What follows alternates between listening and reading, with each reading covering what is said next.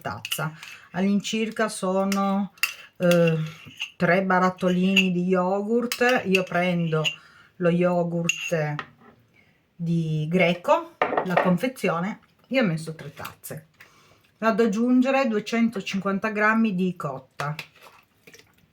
Ricordo comunque che io sto facendo 2 dolci, 2 torte, ma poi darò le dosi giuste per una. A questo punto rigiro appena e vado ad aggiungere 50 grammi di zucchero.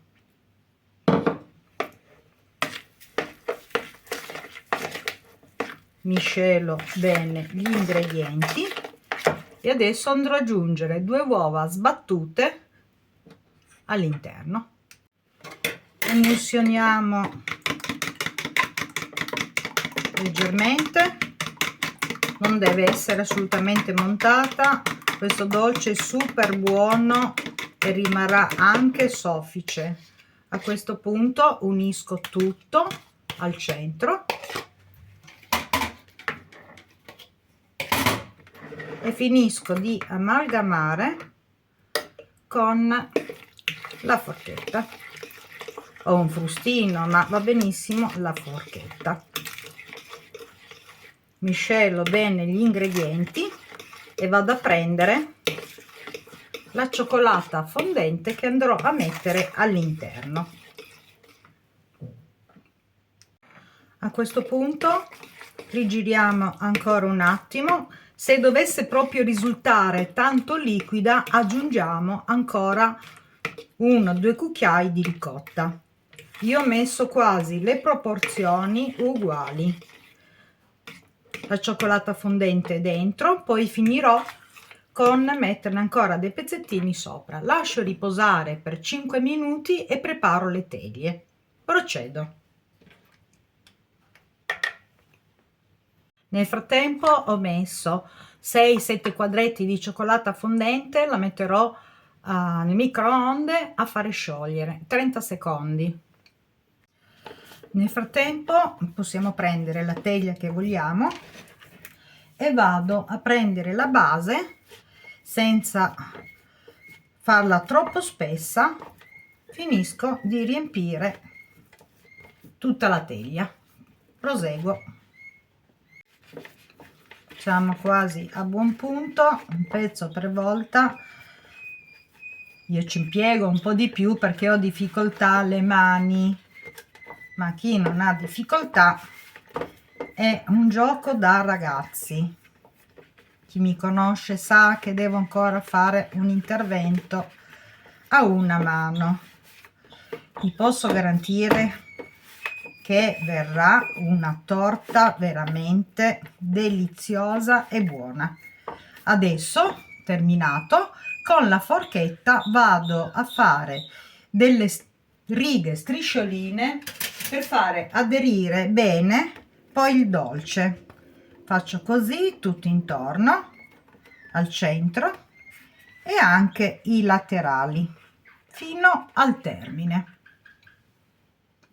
Pronta? Adesso andiamo a farcire. Ci siamo quasi. Finiamo di versare bene tutto il composto.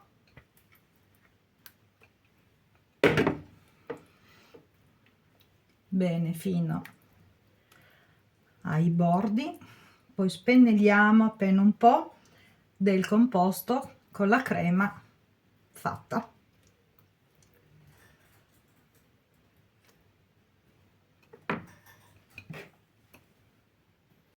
Steso bene la crema, fatto fondere la cioccolata fondente.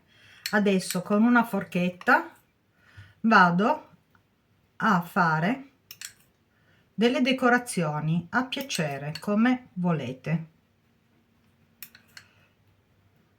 Tutto nel bordo. Potete fare forma di fiore, una stella, quello che desiderate, dipende dal momento.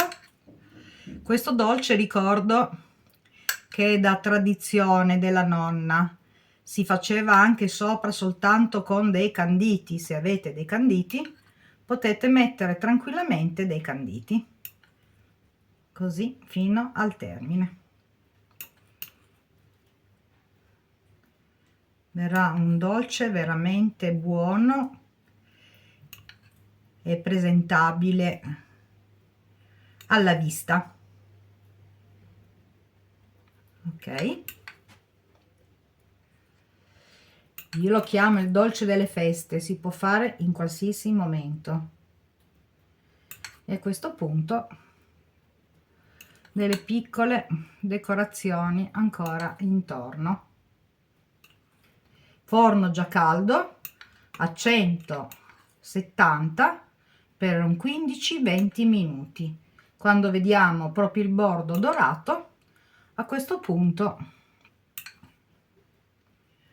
lasciamo ancora in forno 4-5 minuti. Ultimo pezzo.